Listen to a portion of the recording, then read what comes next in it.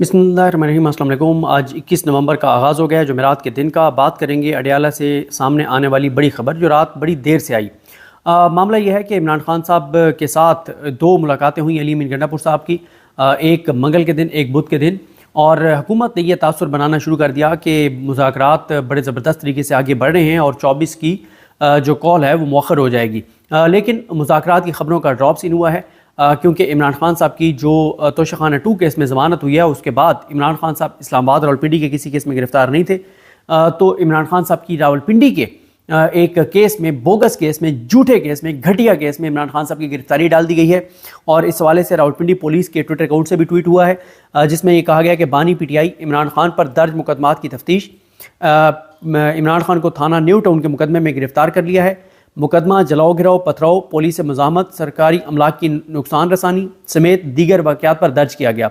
मुकदमा इंसदाद दहशतगर्दी एक्ट की दफ़ात फलां और के तहत दर्ज किया गया है। SSP इन्वेस्टिगेशन की सरबराही में तफ्तीशी टीम इमरान खान से तफ्तीश कर रही है।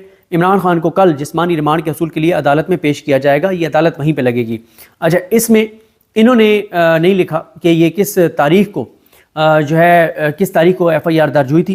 तो ये FIR दर्ज हुई है 28 सितंबर को, जब पिंडी का एहतजाज था 28 सितंबर को। और ये इमरान खान साहब पर और इमरान खान साहब के कुछ और साथियों पर ये FIR जो है वो दर्ज की गई है। और 28 की जो FIR है उस पर आप अंदाज़ा लगाएं ना कि अब अगर आप 28 से देखते हैं, 28 सितंबर से, तो 54 रोज़ बाद इमरान खान साहब की जो है वो गिरफ्तारी डाली गई है। अच्छा, राय अहमद भट्टी हैं जो दुनिया न्यूज़ के लिए कवर करते हैं रावलपिंडी को। राय अहमद भट्टी साहब ने 29 सितंबर को इस FIR के हवाले से खबर दी थी। बाकी मीडिया ने भी रिपोर्ट की हुई होगी, लेकिन मैं राय अहमद भट्टी साहब को फॉलो कर रहा था ट्विटर के ऊपर, तो उन्होंने कोट ट्वीट किया और बताया कि उन्होंने 29 सितंबर को इस FIR के बारे में बताया था। और अब 29 सितंबर वाली FIR में इमरान खान साहब की आज यानी अब कुछ घंटे पहले कल की तारीख में गिरफ्तारी डाल दी गई है। अच्छा, इस हवाले से तहरीक इंसाफ की लीगल टीम को देखने की ज़रूरत है कि जितनी इमरान खान साहब पर FIRs हैं उनमें गिरफ्तारी, क्योंकि इस्लामाबाद कोर्ट का एक ऑर्डर है कि जब एक केस में कोई गिरफ्तार होगा तो बाकी तमाम में गिरफ्तारियाँ डाली जाएंगी। तो इसके लिए तहरीक इंसाफ की लीगल टीम क्या कर सकती है, क्या कर रही है, इस हवाले से तहरीक इंसाफ की लीगल टीम को ज़रूर देखना चाहिए, क्योंकि इस तरह से तो एक के बाद दूसरे के बाद तीसरे केस में गिरफ्तारी डलती चली जाएगी। इसलिए एक स्ट्रॉन्ग किस्म की पिटिशन, जो भी लीगल रेमेडीज़ हैं उनको अवेल करते हुए तहरीक इंसाफ की लीगल टीम को अदालतों से रजू करना चाहिए। इसमें कोई शक नहीं है कि अदालतों की हैसियत और औकात भी हमें पता ही है, लेकिन फिर भी इस हवाले से लीगल टीम की जिम्मेदारी है कि वो अपने तौर पे तो जो भी किरदार अपना अदा कर सकते हैं वो करें। और बाकी मैं आपको बता चुका हूँ कि जो रेड जोन है उसको बंद किया जा रहा है, कंटेनर्स रखे जा रहे हैं, 0 पॉइंट फैज़ाबाद हर जगह कंटेनर्स जो हैं वो पहुँचाए जा रहे हैं। और लेकिन अभी तक रास्तों को ब्लॉक नहीं किया गया, वो शायद कल उसको ब्लॉक करना शुरू करें। बाकी इमरान खान साहब जो हैं उन्होंने आज के दिन तक की डेडलाइन दी हुई है कि जुमेरात तक अगर मामलात हो जाते हैं तो ठीक है, वरना जुमे को काफ़िले निकलना शुरू हो जाएंगे। तो देखें, मैं आपके सामने एक गुफ्तगू आपको सुनाना चाहता हूँ जो फैसल चौधरी साहब की है, जो इमरान खान साहब से मिले। और उनकी गुफ्तगू में से ना मतलब एक आध चीज़ रिपोर्ट हुई है, बाकी चीज़ें रिपोर्ट हुई नहीं है, और ये बहुत ज़रूरी है। और एक चीज़ और मैं बता दूं, मैं किसी का ट्वीट भी पढ़ रहा था कि जिस केस में इमरान खान साहब की गिरफ्तारी डाली गई है, अहमद वड़ाई जी किसी ने ट्वीट किया हुआ था कि उसमें जितने लोग नामजद हैं उन सब की ज़मानतें हो चुकी हैं। तो एक ऐसे केस में जिसमें बाकियों की ज़मानतें हो चुकी हैं, इमरान खान साहब को उस केस में गिरफ्तारी जो है वो डाली गई है। फैसल चौधरी साहब इमरान खान साहब से कल मिले हैं, उन्होंने जो गुफ्तगू की है जिसको मीडिया ने मुकम्मल तौर पर उसको ब्लैकआउट किया है, मैं ये समझता हूँ कि उसमें इमरान खान साहब ने 2-3 बहुत अहम बातें की हैं जो कि ज़रूर लोगों तक पहुँचनी चाहिए। इसलिए मैं ये आप के सामने रखना चाहता हूँ। और एक चीज़ मैं आपको बता दूँ कि तहरीक इंसाफ को अगर ये हुकूमत समझती है कि वो मुज़ाकरात की ट्रक की बत्ती के पीछे लगा के और वो समझते हैं कि मोमेंटम कम हो गया, मुझे ऐसा नज़र नहीं आया। मुझे जो नज़र आ रहा है वो यह कि मोमेंटम उसी तरह से बरकरार है और तैयारियाँ तहरीक इंसाफ की हो रही हैं। और जो कल जो इमरान खान साहब की बेल हुई है उससे PTI को एक हौसला मिला है कि नहीं, अदालतों से फैसले आ रहे हैं। और इमरान खान साहब के ऊपर किए गए बोगस केसेस में, झूठे केसेस में अदालतें फैसले कर रही हैं, ख़ासतौर पर इस्लामाबाद कोर्ट में। और इस्लामाबाद कोर्ट में भी आमिर फारूक साहब के अलावा जिस भी जज के पास केस लगता है तो वहाँ पे मुख्तलिफ चीज़ होती है। और मियां गुल हसन ने बहरहाल वो एक बड़ा फैसला दिया है। तो लेकिन वहीं पे जब ये गिरफ्तारी डाली गई है तो इससे तहरीक इंसाफ को ये क्लियर हो गया है कि कोई चक्कर नहीं है मुज़ाकरात वाला। اپنا دباؤ آپ بڑھا کے رکھیں. یہ تحریک انصاف کا دباؤ ہی ہے کہ 2 دن کے لیے اڈیالہ کے دروازے کھول کے علی امین گنڈا پور صاحب کو ملوایا گیا بغیر کسی عدالتی حکم کے, اور کئی گھنٹے تک ان کی 2 ملاقاتیں کروائی گئی ہیں. ذرا سنیے فیصل چودھری صاحب نے عمران خان صاحب سے ملنے کے بعد کل کیا کہا, اور میں آپ کو اس میں کچھ چیزیں ہائی لائٹ کرنا چاہتا ہوں کہ جو بہت امپورٹنٹ ہیں. اور وکلا سے گفتگو کرتے ہوئے کہا ہے کہ جو مذاکرات ہیں وہ کل تک اگر کوئی نیوز آتی ہے تو, ورنہ تو ہمارا پروٹیسٹ آن ہے. پروٹیسٹ جو ہے وہ جمعے کو قافلے پہنچنا شروع ہو جائیں گے, اور اس کے بعد یہ ویسے بڑی امپورٹنٹ ہے کہ جمعے کو قافلے پہنچنا شروع ہو جائیں گے. ویسے تو یہی تھا کہ اتوار کی کال ہے, تو جمعے کو اس کا مطلب ہے شاید کوئی حکمت عملی چینج بھی ہو سکتی ہے کہ وقت سے پہلے کچھ لوگ پہنچنا شروع ہو جائیں. اور یہ بڑا کیٹیگوریکل فیصل چودھری صاحب نے کہا ہے کہ عمران خان صاحب نے کہا ہے کہ ہمارا پلان جو تھا وہ ہے, اس میں کوئی رد و بدل نہیں ہوا. ہمارا جو احتجاج ہے وہ کسی صورت بھی ڈیفر نہیں ہوگا, اور احتجاج کی جو کال ہے وہ بدستور قائم ہے. اس کے بعد انہوں نے باقاعدہ ذکر کیا ہے کہ انہوں نے 9 مئی کے بعد یہ دوسری کال دی ہے, دوسری دفعہ کال دی ہے, اور انہوں نے حیرانگی کا اظہار کیا کہ کس طرح سے اسلام آباد پولیس جو ہے وہ یہ کہہ رہی ہے کہ 1 ارب روپیہ جو ہے وہ خرچہ ہو گیا پی ٹی آئی کے احتجاج کے اوپر. تو انہوں نے یہ کہا ہے کہ یہ ملک آئین کے مطابق اگر چل رہا ہو تو پھر یہ بتائیں کہ جو الیکشن کا فراڈ 10 مہینے ہو گئے, الیکشن میں ایک سب سے پاپولر پارٹی کو ہٹ کیا گیا اور اس کو الیکشن لڑنے سے روکنے کے لیے تمام تر اقدامات کیے گئے. ہمارا سیمپل بھی لیا گیا, ہمارے جو وہاں پہ الیکشن کمیشن نے رزلٹ بھی بدلے, اور آج 10 مہینے ہو گئے الیکشن ٹریبیونل نے پنجاب میں کتنے کیسز کے فیصلے کیے, اور الیکشن ٹریبیونل کی جو سلو پیس ہے وہ بھی یہ ظاہر کرتی ہے کہ ہمارے ساتھ جو معاملہ کیا گیا آئین کے خلاف اور قانون کے خلاف. اس کے ساتھ ساتھ اس پہ کیونکہ آپ یہ چیز دیکھ چکے ہوں گے کہ پنجاب میں 8 فروری کے انتخابات کے حوالے سے جو ٹریبیونلز ہیں انہوں نے ابھی تک قومی اسمبلی کی صرف 3 سیٹوں کے اوپر فیصلہ کیا ہے, اور ان 3 میں بھی 2 فیصلے نون لیگ کے حق میں تھے. یعنی نون لیگ کے حق میں اس طرح سے تھے کہ نون لیگ والے جیتے تھے, اس کو ٹی ٹی آئی نے چیلنج کیا تھا, وہ دونوں نون لیگ والوں کے حق میں آ گئے فیصلے, اور ایک پی ٹی آئی کے عظیم لکھوی صاحب کے خلاف تھا, وہ نون لیگ کی درخواست مسترد ہوئی ہے. تو مطلب فیصلے ہو ہی نہیں رہے 8 فروری کے. اور جس طرح سے عمران خان صاحب نے ذکر کیا کہ 1 ارب روپیہ انہوں نے ذکر کیا کہ پولیس کہتی ہے کہ پی ٹی آئی کے احتجاجوں پہ ہمارا خرچ ہو گیا, پولیس کا 1 ارب یعنی 100 کروڑ روپیہ. بھائی یہ 100 کروڑ کہاں گیا؟ 100 کروڑ کہنا آسان ہے, اور یہ 100 کروڑ ظاہر ہے آپ کو پتہ ہے موجیں لگی ہوئی ہیں, مال بن رہے ہیں, کرپشن لوٹ مار. 100 کروڑ روپیہ پولیس کہہ رہی ہے کہ جناب ہمارا پی ٹی آئی کے پروٹیسٹ پہ خرچ ہو گیا. انہوں نے کہا کہ ہمارے اوپر احتجاج کے علاوہ اب ہمارے پاس کوئی آپشن نہیں چھوڑا گیا. میڈیا سینسرشپ ہے, میڈیا کے اوپر ان کی گفتگو نہیں چلائی جاتی اور نہ ہی ان کی پبلش کی جاتی ہے. اس کے ساتھ ساتھ سوشل میڈیا وی پی اینس کے اوپر بھی کریک ڈاؤن کر کے اگر سوشل میڈیا بولتا تھا تو اس کی بھی آواز بند کرنے کی ایک کوشش کی جا رہی ہے. ہمارے جو 1.5 سال سے ورکرز ہیں, رہنما ہیں, وہ ٹرائل کے بغیر جو ہیں وہ مقدمے بھگت رہے ہیں, اور ان کی ضمانتیں جو ہیں وہ نہیں ہو رہی. تو انہوں نے کہا کہ ملک تو آئین کے مطابق قانون کے مطابق نہیں چل رہا. اس کے بعد پاکستان تحریک انصاف واحد فیڈرل پارٹی ہے. یہ پوائنٹ بہت امپورٹنٹ ہے, اس پوائنٹ کو تحریک انصاف کو بہت ہائی لائٹ کرنا چاہیے. آپ کے سامنے ہیں دہشت گردی کے جو واقعات ہیں, سانحات ہیں, ان میں کتنا اضافہ ہو گیا ہے. کل جو ابھی کچھ دیر پہلے ہم نے پروگرام شہر اقتدار کیا ہے, میں نے اور سعد رسول صاحب نے, اس میں میں نے بڑی تفصیل سے اس پہ بات کی ہے, اور سعد رسول صاحب نے.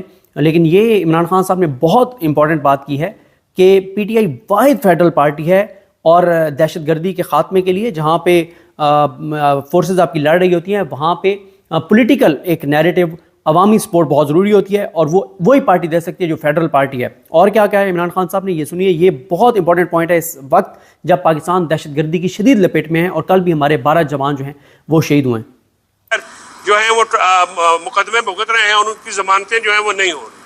تو انہوں نے کہا کہ ملک تو آئین کے مطابق قانون کے مطابق نہیں چل رہا. اس کے بعد پاکستان تحریک انصاف واحد فیڈرل پارٹی ہے جس کی ملک کی 4 صوبوں میں اور آزاد کشمیر میں بھی جڑیں ہیں, اور ملک میں دہشت گردی کا مقابلہ کرنے کے لیے ایک فیڈرل پارٹی کی ضرورت ہے. اور پی ٹی آئی وہ واحد جماعت ہے جو کہ اس وقت دہشت گردی کا مقابلہ سیاسی طور پہ کرنے کے لیے اس پوزیشن میں ہے.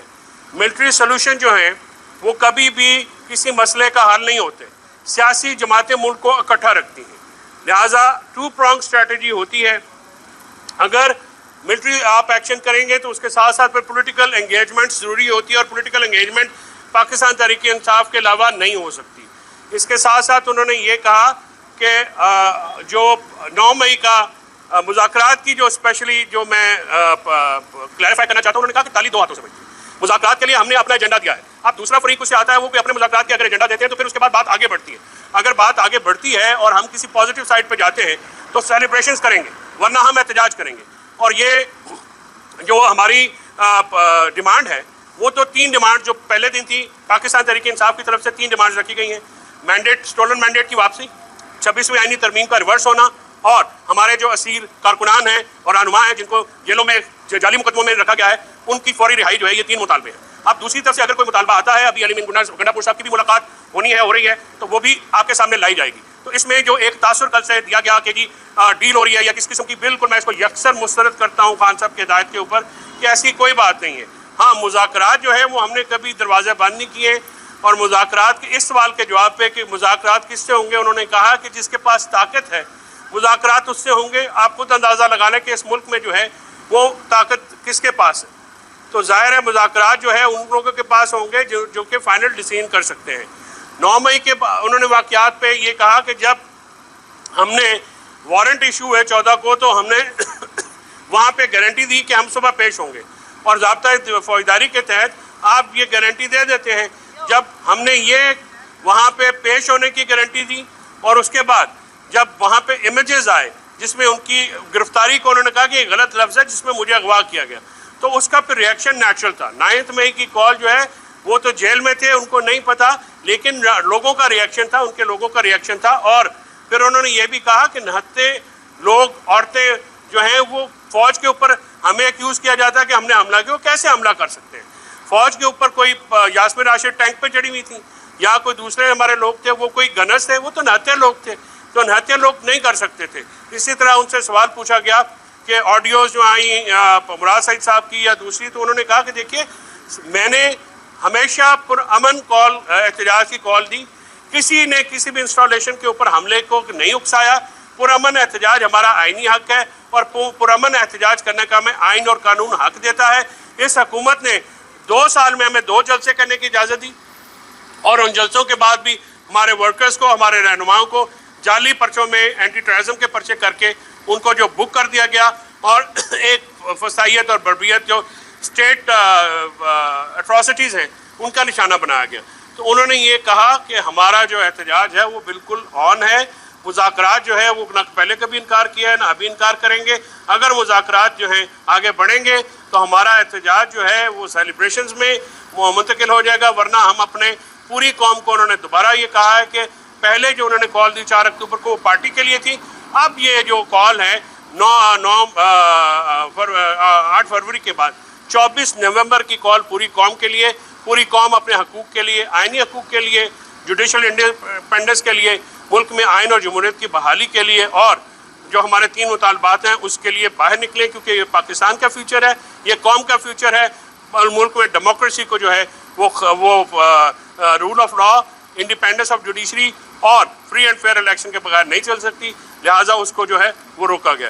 تو آج کی یہ گفتگو جیل کے اندر جو ہوئی وکلاء سے اور میڈیا سے، میں آپ کو ایز یوزول جو ہے میں نے آپ کو دوبارہ وہ دہرا دی. یہ گیپ جو ہے یہ موقف کا تضاد نہیں ہے ڈاکٹر صاحب. آج بھی خان صاحب نے کہا ہے کہ اگر ان دونوں نے مجھ سے اجازت مانگی ہے تو ظاہر ہے ان کو کوئی آفر آئی ہے تو اس کے اوپر پرزمپشن کے اوپر تو نہیں مانگیں گے نا.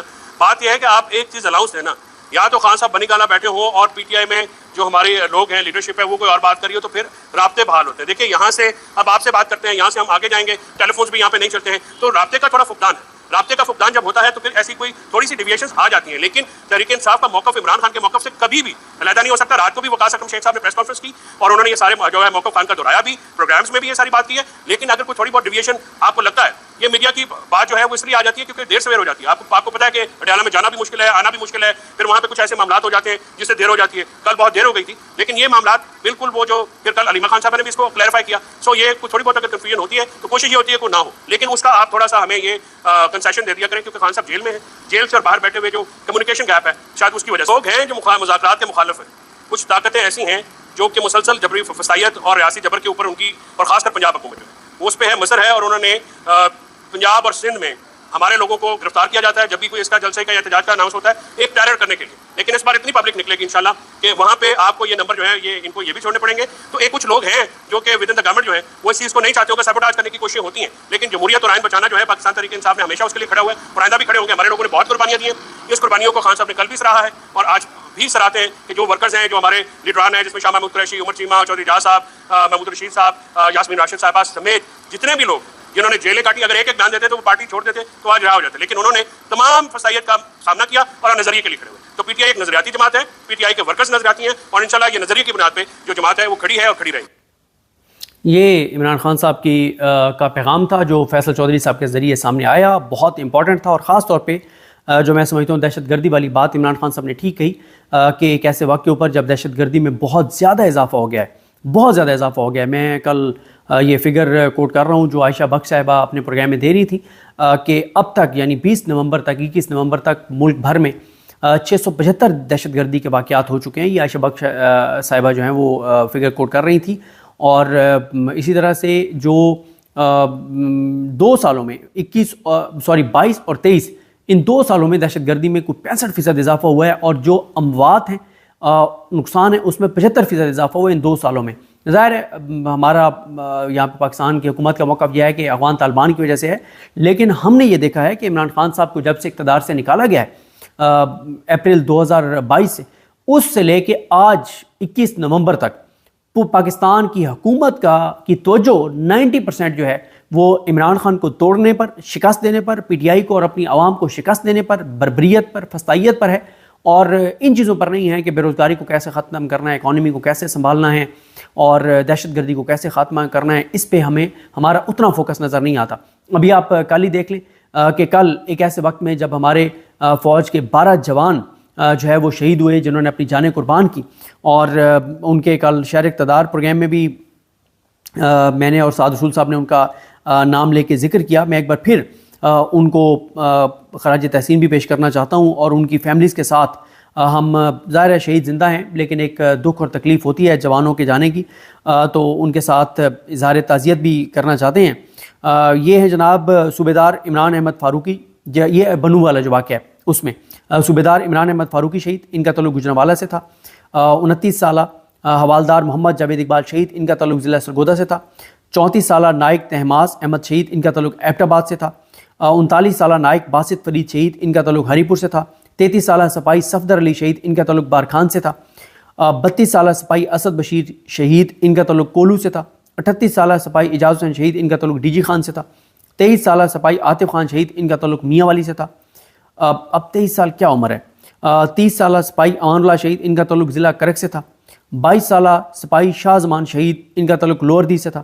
سپاہی حبیب اللہ شہید 22 سال ان کی عمر تھی, ان کا تعلق کرک سے تھا. اور عثمان اللہ شہید عمر ان کی 33 سال تھی, ان کا علاقہ بھی کرک تھا.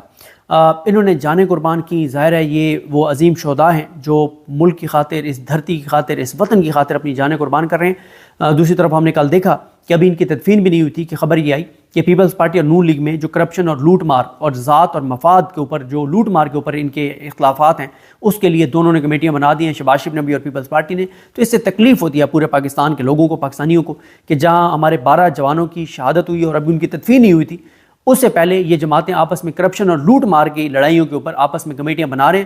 لیکن کوئی ایسا نہیں آیا کہ ان دونوں جماعتوں کی کمیٹی بن گئی ہو کہ وہ ایک نیریٹو بنائیں گے دہشت گردی کے خلاف, دہشت گردوں کے خلاف, اور اقدامات کریں گے یا یہ شہداء کی فیملی سے ملیں گے. ایسی کوئی بات نہیں آئی. بات آئی ہے تو کرپشن, لوٹ مار, ذات اور مفاد کی بات آئی ہے, جو کہ بہت تکلیف دہ ہے. تو بہرحال جی دیکھتے ہیں چیزیں کیسے آگے بڑھتی ہیں. مجھے اپنی دعا میں یاد رکھیں. اللہ کریم صاحب کا حامی ناصر. اللہ حافظ.